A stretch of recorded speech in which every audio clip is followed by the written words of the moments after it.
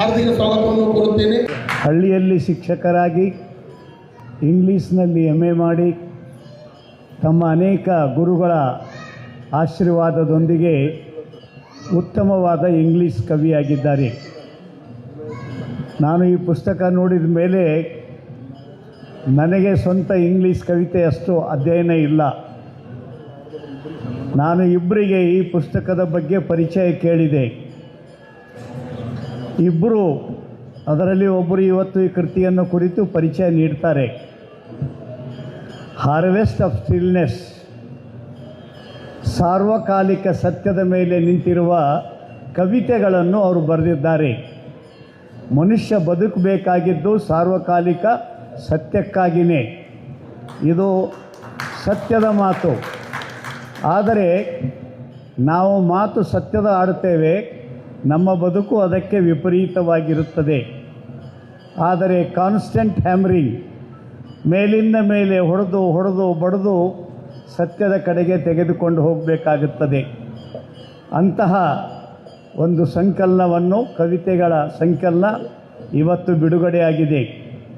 ಆದರಣೀಯ professor Basavaraj P ಡೊನ್ನೂರ್, Gulbarga ವಿಶ್ವವಿದ್ಯಾಲಯದ, ಕೇಂದ್ರೀಯ ವಿಶ್ವವಿದ್ಯಾಲಯದ ಮಾನ್ಯ ಇಂಗ್ಲೀಷ್ ಪ್ರಾಧ್ಯಾಪಕರು.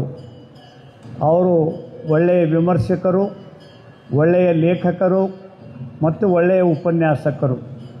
ಸೌಭಾಗ್ಯದಿಂದ ಅವರು ಈ ಕೃತಿಯನ್ನು ಕುರಿತು ಮಾತಾಡಲಿಕ್ಕೆ ಒಪ್ಕೊಂಡಿದ್ದಾರೆ ಮತ್ತು ತಮ್ಮ ಮೆಚ್ಚುಗೆಯನ್ನು ಸಹ ವ್ಯಕ್ತ ಮಾಡಿದ್ದಾರೆ.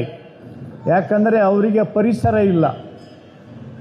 ಒಂದು ಕಾಲೇಜಿನಲ್ಲಿ, ವಿಶ್ವವಿದ್ಯಾಲಯದಲ್ಲಿ ಇದ್ದಾಗ ಏನೊಂದು ಪರಿಸರ ಇರ್ತದೆ, ಆ ಪರಿಸರ ಹಳ್ಳಿಯಲ್ಲಿ ಕೆಲಸ ಮಾಡುವಾಗ ಸಿಗೋದಿಲ್ಲ.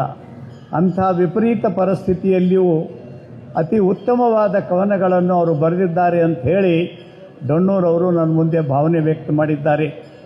ಅವರು ಇದನ್ನು ಕುರಿತು ಮಾತಾಡ್ತಾರೆ. ನನಗೆ ವೀರ್ ಶೆಟ್ಟಿಯವರು ಅನೇಕ ವರ್ಷಗಳಿಂದ ಪರಿಚಯ, ವ್ಯಕ್ತಿತ್ವ ವಿಕಸನ ಮತ್ತು ಮಕ್ಕಳ ಬೆಳವಣಿಗೆಯಲ್ಲಿ ತನ್ನ ಜೀವನವನ್ನೇ ಮುಡುಪಾಗಿಟ್ಟುಕೊಂಡಿರ್ತಕ್ಕಂಥ ವ್ಯಕ್ತಿ. ತುಂಬ ಸಂತೋಷದಿಂದ ಇವತ್ತಿನ ಈ ಕಾರ್ಯಕ್ರಮದಲ್ಲಿ ಭಾಗಿಯಾಗಿದ್ದೇನೆ.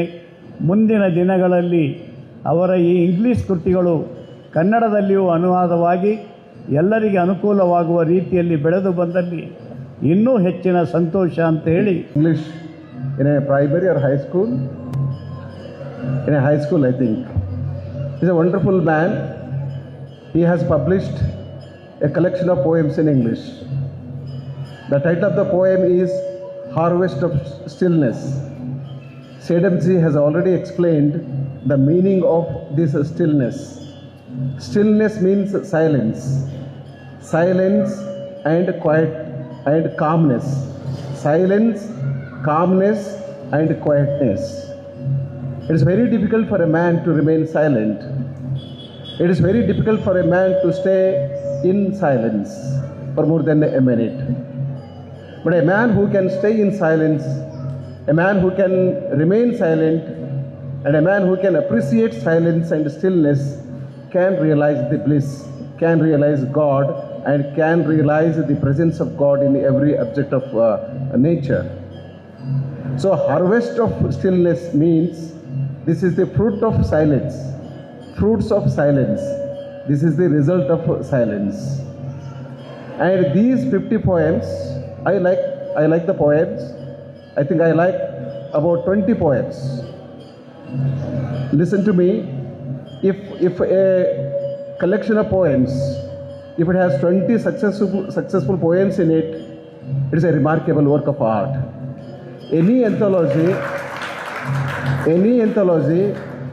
which contains 20 good poems is a very good anthology. Take the example of Bendre.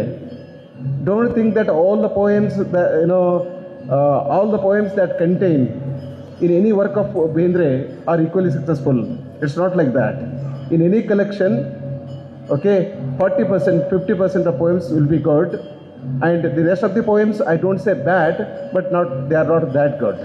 I'm very glad to say that this Harvest of Stillness by Veera Shetty Aurad contains more than 20 very good poems, and I can vouch for it.